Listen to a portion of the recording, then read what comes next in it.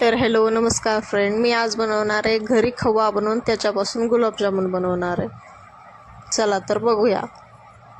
हे बघू शकता, एकदम परफेक्ट गुलाबजामुन झालेले आहेत घरच्या खव्याचे. फक्त मी अर्धा लिटर दुधाचे बनवणार आहे. मी अमूलचं दूध पॉकेट घेतलेलं आहे. 35 रुपयाला पॉकेट भेटतं म्हशीचं दूध पॉकेट. ते पूर्ण उकळून घ्यायचं आहे, पूर्ण घट्ट होईपर्यंत उकळायचं आहे. हे तुम्ही बघू शकता, पूर्ण घट्ट होईपर्यंत उकळून घ्यायचं, त्याला पूर्ण आटवून घ्यायचं आहे दुधाला. आणि सारखं त्याला फिरवत राहायचं आहे म्हणजे बुडाला लागू नये त्यासाठी.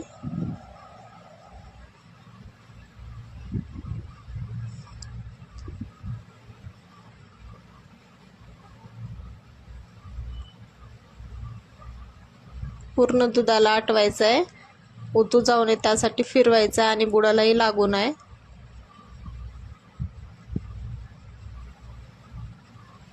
हे बघू शकता, आपलं दूध घट्ट होत आलेलं आहे.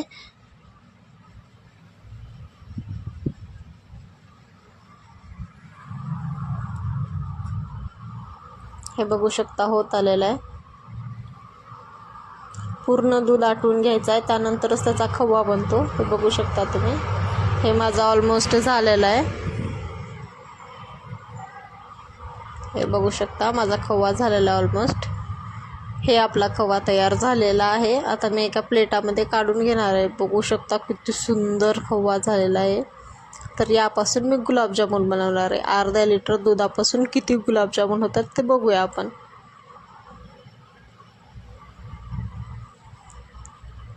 आता त्या खव्यामध्ये मैदा टाकणार आहे. मैदा टाकायचा आहे, थोडा टाकायचं आहे. माझ्याकडून जास्त झालेला आहे मैदा, पण थोडासाच टाकायचा मैदा.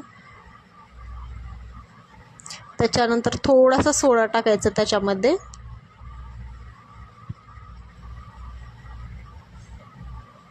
आणि व्यवस्थित मिक्स करून पीठ तिंबल्यासारखं तिंबून घ्यायचं.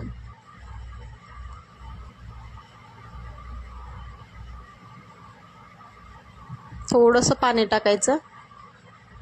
माझ्या ह्याच्यामध्ये मैदा थोडा जास्त झाला होता, थोडासाच मैदा टाका तुम्ही. गुलाबजामुन तरी माझे परफेक्ट झालेले आहेत गुलाबजामुन. तुम्ही बघू शकता, सुरुवातीला मी दाखवले.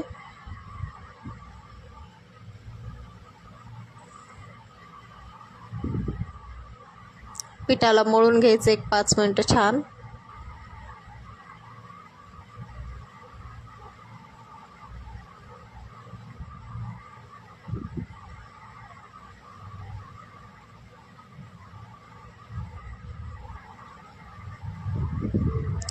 तर माझं पीठ मळून झालेलं आहे.